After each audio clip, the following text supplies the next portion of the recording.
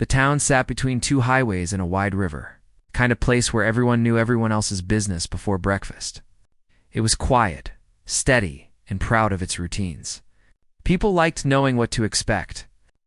That was why the arrival of the new girl felt like a small shake to the ground beneath their feet. She came in on a Monday morning, just after the bell rang. The classroom door opened and the teacher paused, looking at the paper in hand. The girl stood there with a plain backpack and eyes that stayed low. She wore simple clothes, nothing bright, nothing that asked for attention. Her hair was tied back, neat and careful. She didn't smile or frown. She just waited. The teacher cleared the throat and told the class there was a new student. The name was read out, but it didn't stick in anyone's mind. The girl stepped in and walked to the empty seat near the window. Chairs scraped. Heads turned. Whispers moved like wind across dry leaves. Then the lesson continued. From the window seat, the girl could see the river in the distance. She liked that view. It helped her breathe. New places always came with noise, even when they were quiet. She had learned to keep her face calm, her movements steady. Drawing attention never helped. Across the room sat a boy who was used to being noticed. He leaned back in his chair, one arm hanging loose, the other tapping a pen against the desk. He watched the new girl without trying to hide it. Not because he was interested in her story, but because he didn't like what he couldn't read. He was known in the school. Not for grades or kindness, but for confidence that came from knowing he was protected. His father wore a badge. In this town, that badge carried weight. Teachers chose their words carefully around him. Students laughed at his jokes, even when they weren't funny. He had grown up seeing doors open and rules bend. When the bell rang, the hallway filled with sound. Lockers slammed. Shoes squeaked. Voices rose. The new girl waited until most people had left before standing up. She moved through the crowd with care, keeping close to the walls. She didn't meet eyes. The boy noticed this. He nudged his friend and nodded in her direction. A grin spread across his face, slow and confident. To him, quiet looked like weakness. Silence felt like an invitation. At lunch, the girl chose a table near the back. She took out a small container and ate slowly. Around her, groups formed like they always did. Stories were shared. Laughter burst and faded. No one sat with her. A few glanced over, curious but unsure. New people often needed time. The boy walked past her table, then stopped. He leaned slightly, just enough to block the light. She looked up, surprised. "New here?"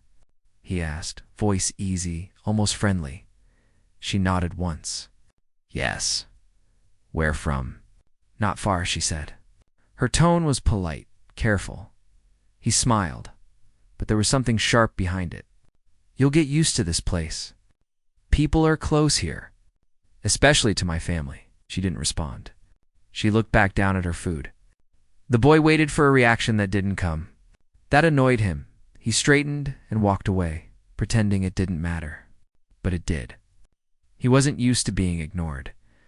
By the end of the day, he knew more about her than she had said. He had listened to whispers, watched how she moved, noticed how teachers treated her with normal fairness. No fear, no extra respect. Just another student. That felt wrong to him. At home that evening, the girl unpacked her bag in a small room. The walls were bare. A single photo frame sat on the desk, turned face down. She washed her hands, made tea, and sat by the window. Outside, the town lights flickered on, one by one. She thought about the boy. Not with anger, but with caution. She had met people like him before, people who borrowed power and mistook it for their own. She reminded herself to stay focused. This place was temporary. She just needed to get through it. The next few days followed a pattern: classes, notes, quiet lunches, polite answers. The girl stayed invisible as best she could, but the boy kept watching. He noticed how she never shared stories about her family, how she never complained, how she never asked for help. That only made him more curious. On Friday, a small thing happened. A book went missing from the classroom shelf. It wasn't important, but it caused a stir. The teacher asked questions. Eyes moved around the room. The boy spoke up, casual as ever. "I saw the new girl near that shelf earlier," said. The room went quiet. The girl looked up, confused. "I didn't take anything," she said softly. The teacher hesitated. There was no proof. The book turned up later behind a stack of papers. No apology was made. The class moved on. But something had changed. The boy felt a small rush. It was easy. Too easy. After school, he told his friends a story, making it sound bigger than it was. They laughed. One of them asked if he was sure. He shrugged. "Doesn't matter. My dad knows everyone around here." The girl heard about the story before she even reached home. A classmate mentioned it in passing, with an awkward smile. "People talk," the classmate said. "Just be careful." That night, the girl sat in silence for a long time. She stared at the turned-down photo frame but didn't flip it. She had promised herself she wouldn't bring the past into this place. Not unless she had to. Over the weekend, the boy grew bolder. He walked past her desk and knocked her notebook to the floor. He made comments that sounded harmless but carried weight. "Rules are strict here," he would say. "Wouldn't want trouble." She picked up her notebook and kept walking to him. Her calm felt like a challenge. On Monday morning, a notice went up about student conduct. The boy joked loudly about it. He looked straight at the girl while laughing. Some students shifted uncomfortably. Others joined in. The girl felt the pressure building, like a slow storm. She knew how these things worked. A rumor here, a complaint there. People believed what fit their fears. Still, she said nothing. The boy mistook that silence for surrender. He started talking openly about his father, about late-night calls, about how problems disappeared when the right people were involved. He never threatened directly. He didn't have to. Everyone understood what he meant. Teachers heard the comments and looked away. It was easier that way. The girl noticed all of it. She took mental notes, dates, words, faces. She had learned long ago that memory could be a shield. One afternoon, as she waited for the bus, the boy stood beside her. The air was cold. The river smelled sharp. "You should try harder to fit in," he said. "This town doesn't like secrets." She looked at him then, really looked. Her eyes were steady. "I'm not hiding," she said. "I'm just quiet," he laughed. "Same thing." The bus arrived. She stepped on without another word. As it pulled away, the boy watched her through the window. His smile faded. Something about her didn't sit right with him. But instead of backing off, that feeling pushed him forward. At home, he told his father about the new girl. Not as a concern, but as a joke. His father listened with half an ear, tired from work. He said nothing that night, but the seed was planted. The girl, meanwhile, wrote in a small notebook before bed. She didn't write about feelings. She wrote about facts. What was said? Who was present? She closed the notebook and placed it carefully in her bag. She lay down and stared at the ceiling. The town felt smaller now, tighter. But she reminded herself of why she was here, of what she was capable of the promise she had made to herself. Outside, a police car drove past. Lights off, engine humming low. The sound faded into the night. The first week ended with a sense of balance, shifting. The boy believed he had control. The town believed it knew the truth. And the girl stayed quiet, carrying a history no one had thought to ask about. What none of them knew was that this was only the beginning. The new week began with a chill that felt heavier than usual. Students shuffled into classrooms, hoods up, scarves tight. The girl followed her usual routine, keeping her distance, walking with careful steps. Nothing about her changed on the outside, but inside, she felt the tension thickening. The boy had grown more obvious in his attention. Not the kind anyone would admire, but the kind that made the air around her sharp and uneasy. He had discovered the power of suggestion and small threats.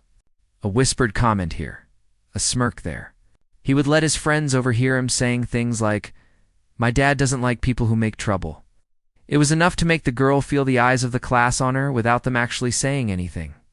Some students shifted uncomfortably. unsure if they should intervene, some out of fear, some out of habit.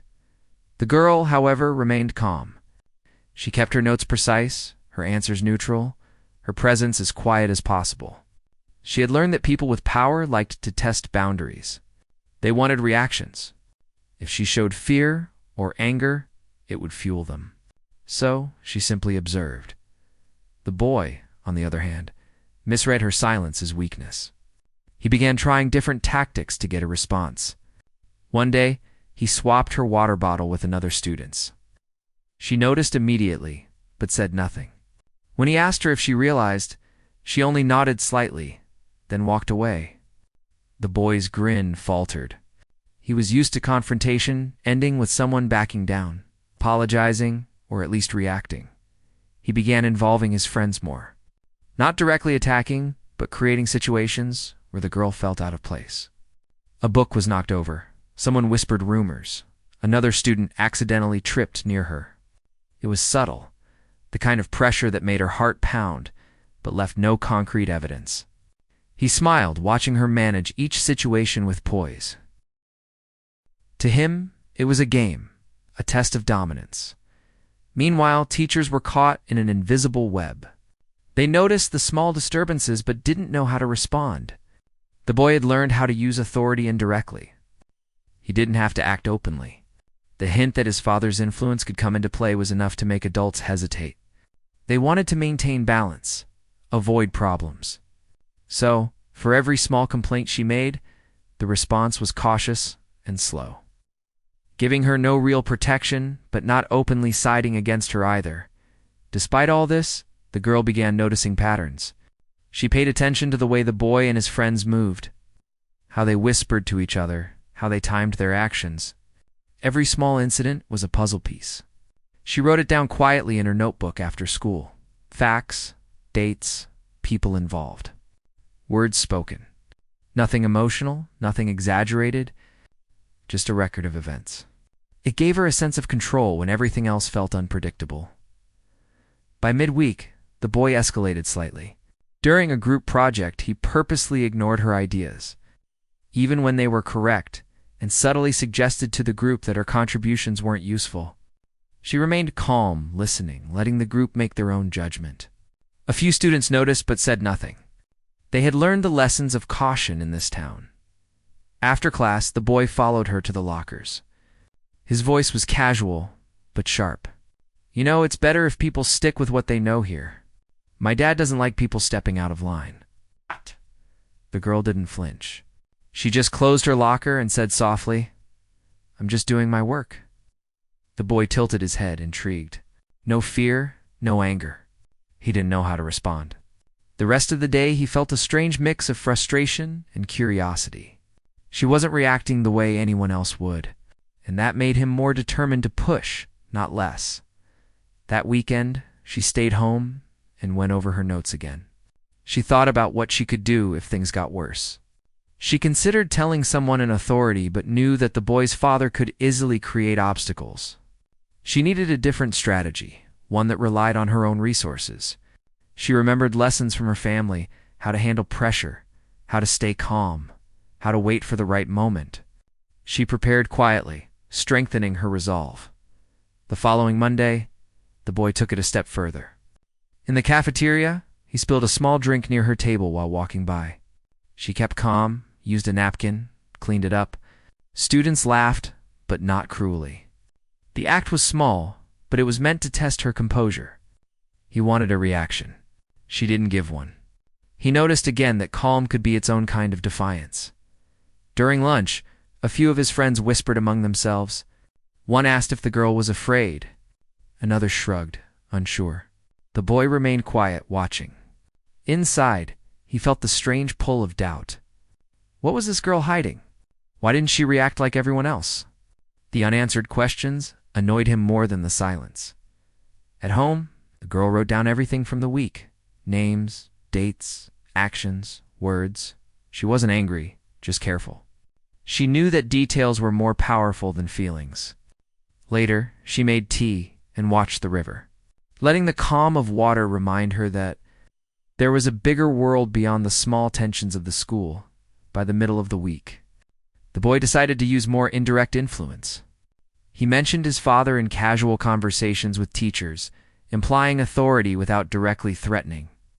The girl noticed and understood the subtle play. Adults were influenced by power even when they didn't speak, and the boy had learned to wield it. It was a familiar pattern in the town, one she had seen before. Despite these pressures, she remained composed. She interacted politely, never raised her voice, and stayed focused on her studies.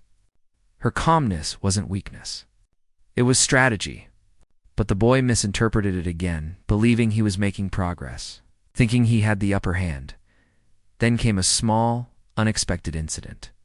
A student misplaced a notebook, and the boy whispered to others that the new girl had taken it. Nothing serious, just a rumor to see her reaction. She remained silent.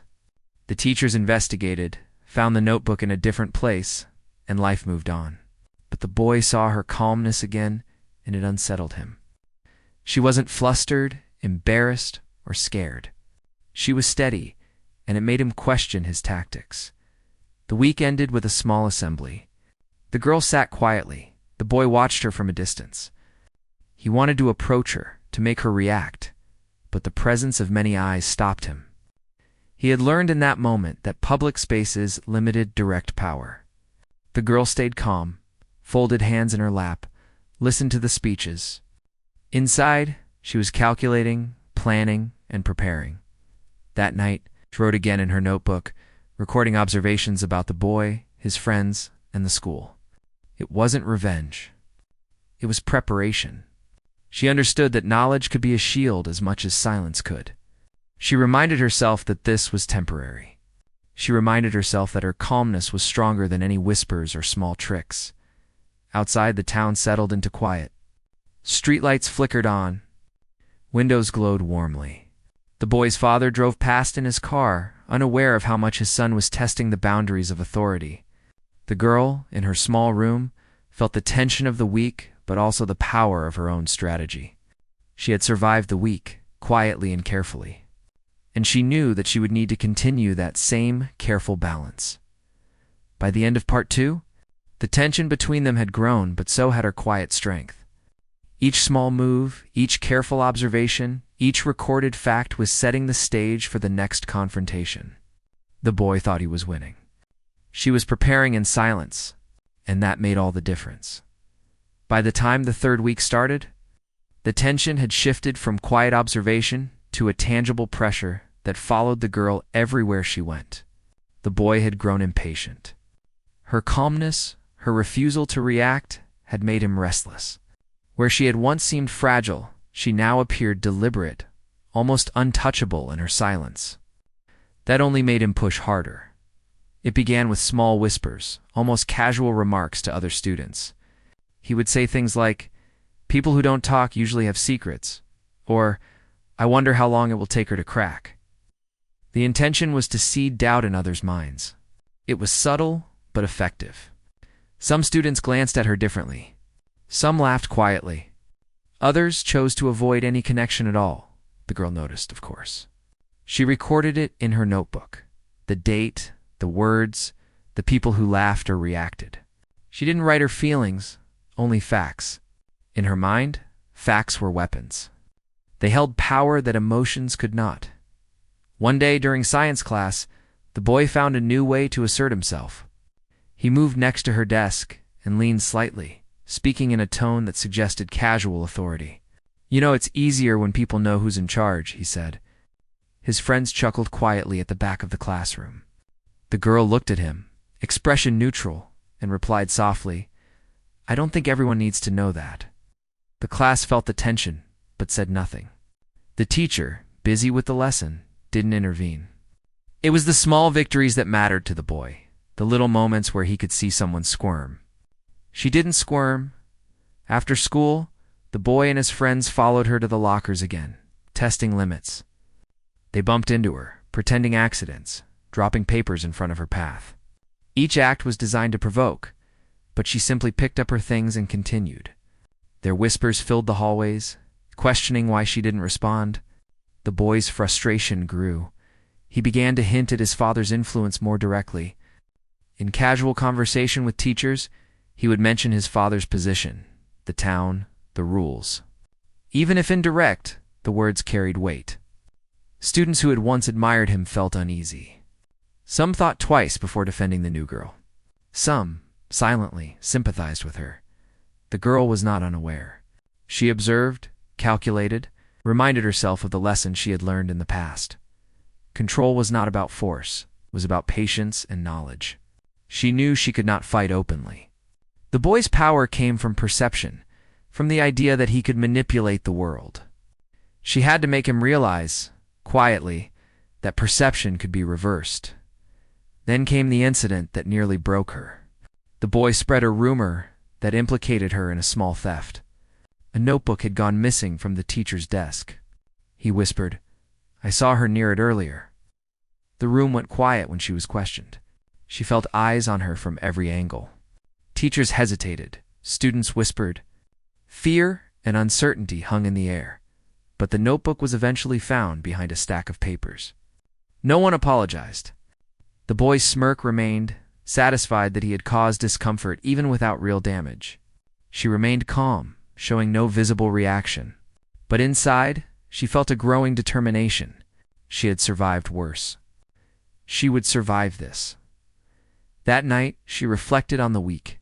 She thought about strategies, not revenge, not anger, but protection.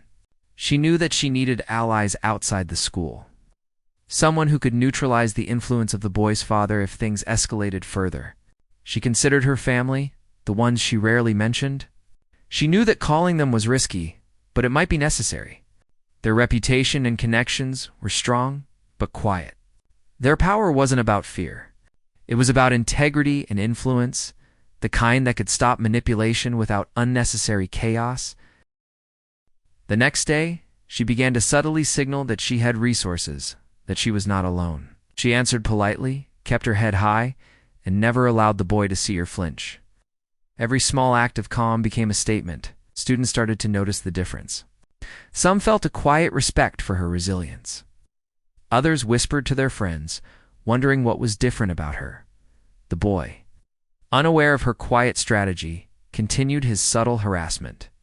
A drink spilled, papers knocked down, whispers behind her back. Every attempt met with calm, patience, and observation.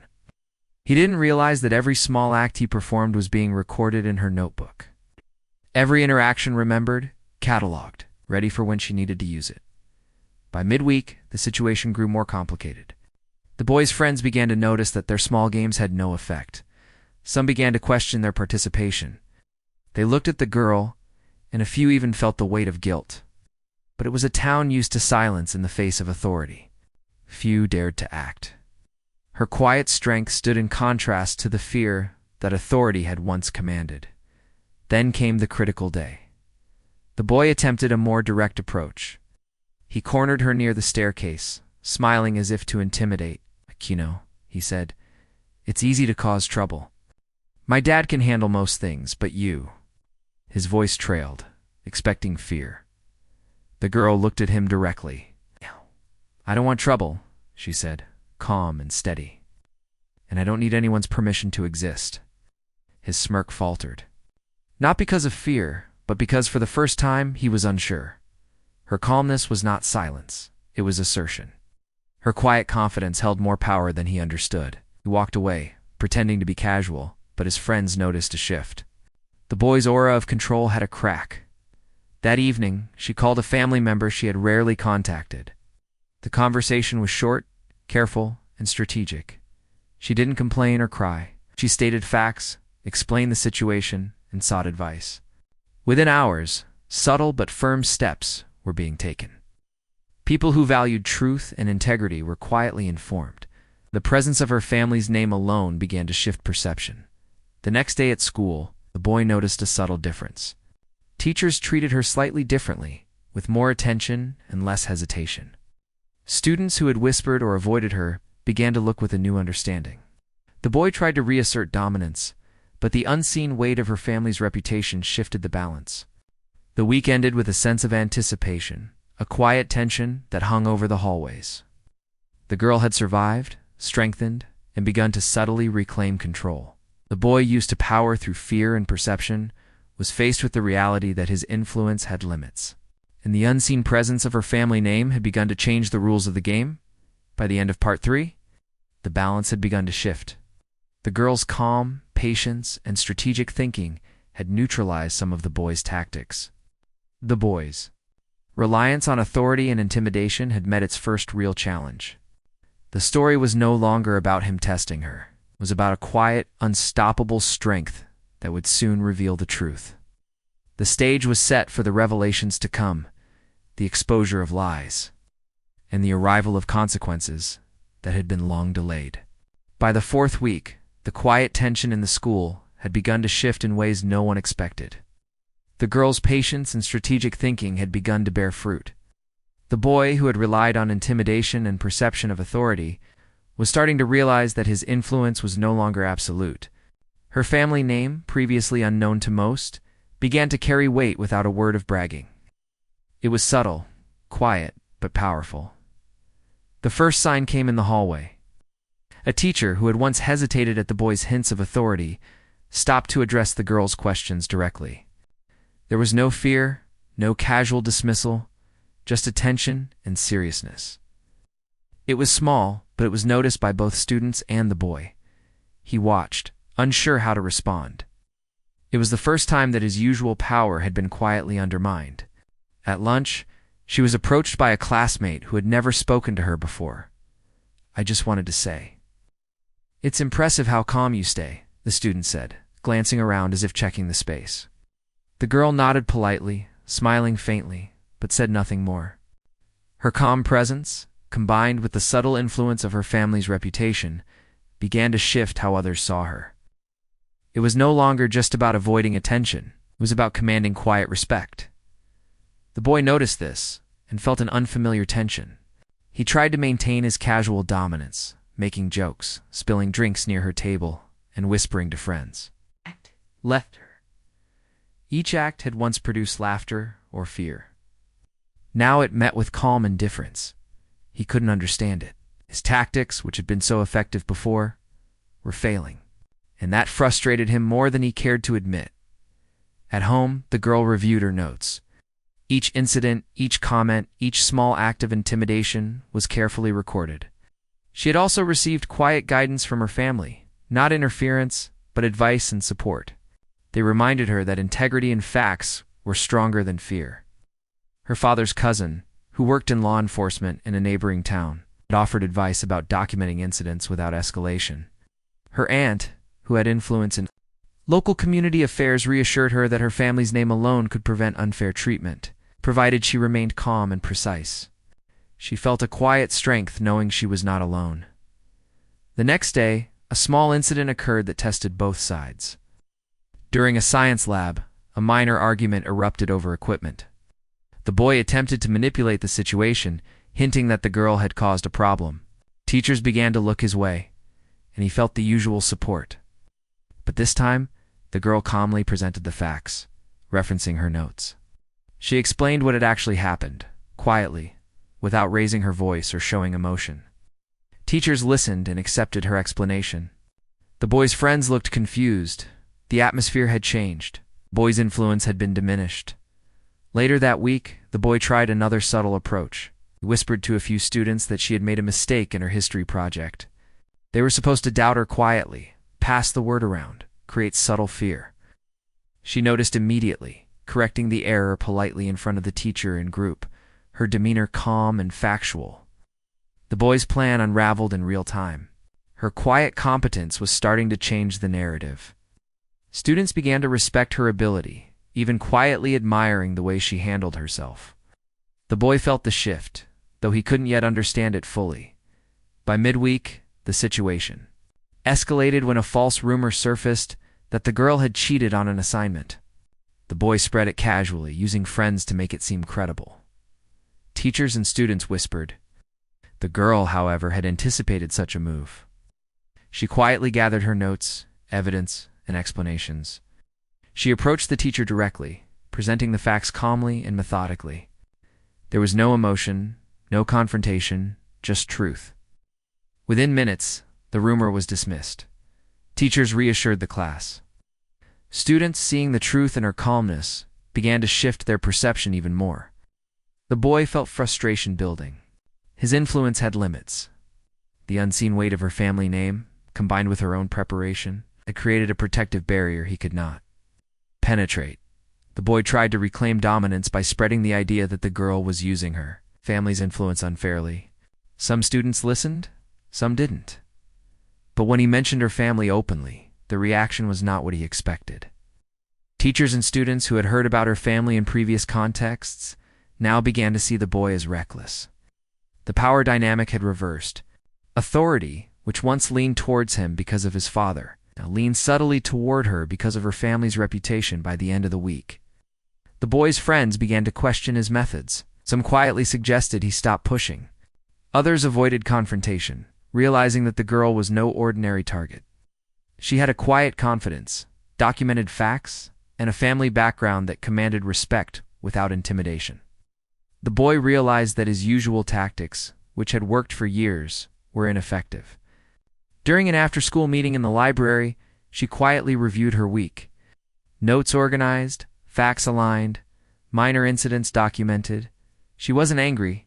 She wasn't seeking revenge. Her calm presence alone was a statement.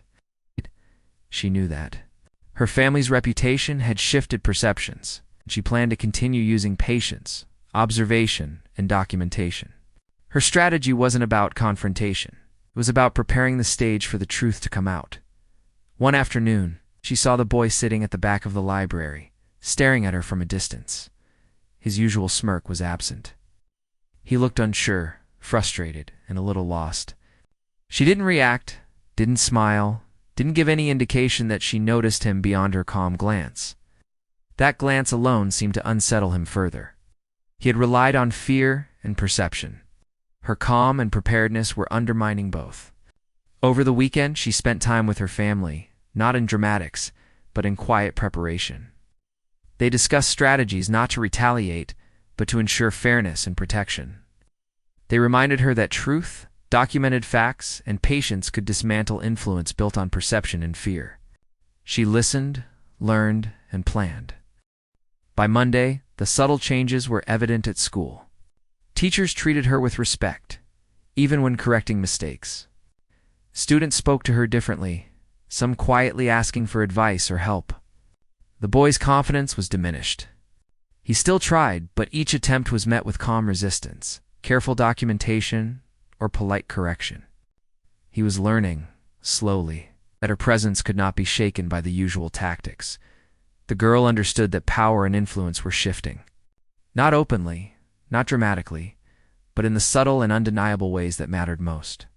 She knew that the boy's reliance on fear and his father's authority had limits. Her quiet strength, careful observation, and the subtle but undeniable weight of her family name were creating a new reality. By the end of Part 4, the story had changed.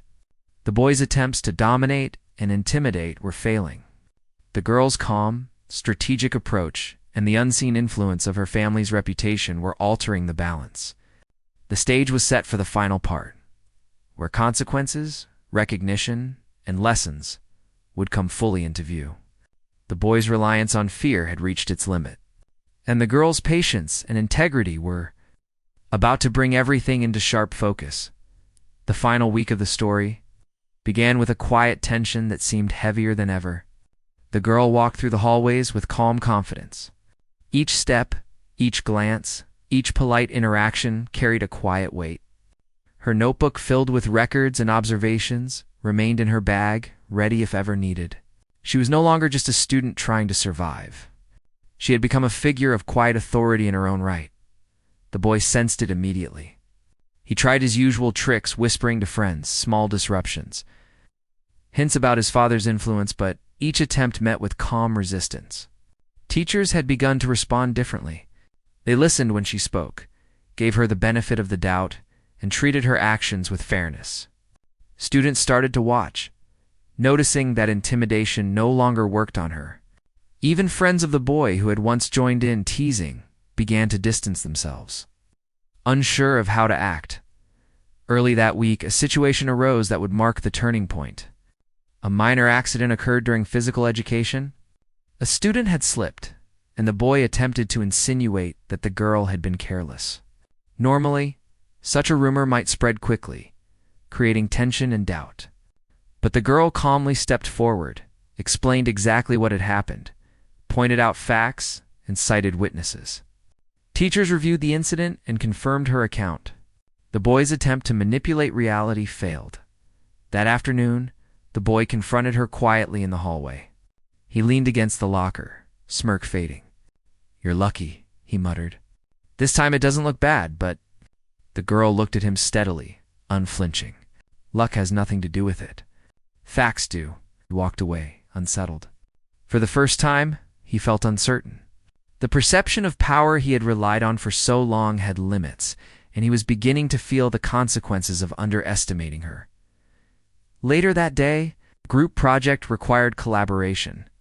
The boy, still hoping to assert control, tried to manipulate the group. But the girl's calm leadership and clear reasoning directed the team efficiently. Her subtle influence had grown. Students began to respect her abilities. The boy's attempts to intimidate were quietly ignored, leaving him increasingly frustrated. By midweek, rumors and whispers against her had nearly disappeared. The combination of her calm demeanor, her factual documentation, and the silent but powerful backing of her family's reputation had shifted the social landscape. Students who had once watched with fear now observed with admiration. Teachers who had once hesitated now offered her guidance and support when necessary. The boy's father's influence, which had seemed absolute, no longer created fear around her. The unseen weight of her family's name had created a protective environment. One afternoon, as she left school, she saw the boy sitting on a bench with his friends. He looked tired and frustrated. His friends whispered among themselves, uncertain about how to proceed. She passed by without acknowledging him, maintaining her calm composure. The boy's smirk had disappeared, replaced by confusion. He had expected resistance, anger, or fear. She had given none of those. Instead, she offered quiet authority through her presence alone. That evening, she met with her family again, not for confrontation, but for planning and support. They reminded her that her calm, collected behavior had already neutralized most of the intimidation. They offered advice for the final steps: patience, integrity, and clarity. No retaliation, just the careful presentation of truth and facts. She listened, nodded, and planned her approach for the coming days. The next day, a minor incident occurred involving a misplaced notebook. The boy attempted to blame her once again, but she calmly explained the situation to the teacher, referencing notes she had taken. Her explanation was clear, concise, and factual. Teachers confirmed her account, leaving the boy's attempts ineffective once more. Students observed quietly, learning that intimidation and false narratives no longer held sway. By the end of the week, the boy realized fully that his methods were failing. He had relied on perception, manipulation, and authority to control situations. The girl's patience, factual approach, and the subtle but undeniable influence of her family's reputation had rendered his tactics powerless. For the first time, he felt a real sense of consequence. His father's badge, once an invisible shield, could not protect him from the reality that truth and preparation had become stronger forces. On the final day, the girl approached the teacher directly to discuss some class concerns. She spoke calmly, clearly, and confidently. The teacher listened attentively, acknowledging her input and showing respect for her observations. Students noticed the interaction, some quietly applauding her composure. The boy watched from a distance, frustration and realization etched on his face. The dynamic had fully shifted. Where he had once been a figure of subtle intimidation, she had become the person others looked to with quiet respect. After school, as students left for the weekend, the girl reflected on everything that had happened. She had faced intimidation, subtle harassment, and attempts at manipulation. She had responded with calm, patience, and preparation. She had not retaliated in anger or sought revenge. Instead, she had relied on facts, integrity, and quiet authority. Supported by her family's guidance and reputation. The boy, walking behind her with his friends, no longer attempted to assert dominance. His influence had waned, replaced by respect for her composure. He had learned that fear and authority could not control someone who remained calm and factual, who had both preparation and support. It was a lesson he would remember long after. By the end of Part 5, the story reached its conclusion. The girl had survived and thrived, using quiet strength and careful strategy to navigate a challenging environment. She had turned intimidation into an opportunity to demonstrate resilience. The boy had learned limits. Authority had been tested, and integrity had won the day. The lesson was clear. Real power does not come from fear or influence alone. It comes from patience, truth, preparation, and the quiet, unshakable strength to face challenges calmly.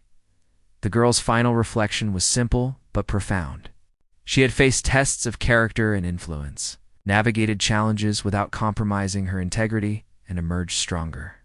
She knew that life would bring more tests. But she had discovered her own power, the power of calm, patience, and preparation. She walked home through the quiet streets, the lights flickering softly, and felt a sense of quiet victory that needed no celebration, only acknowledgement within herself. She had endured, she had persevered, and she had won not through force, but through quiet, unwavering strength.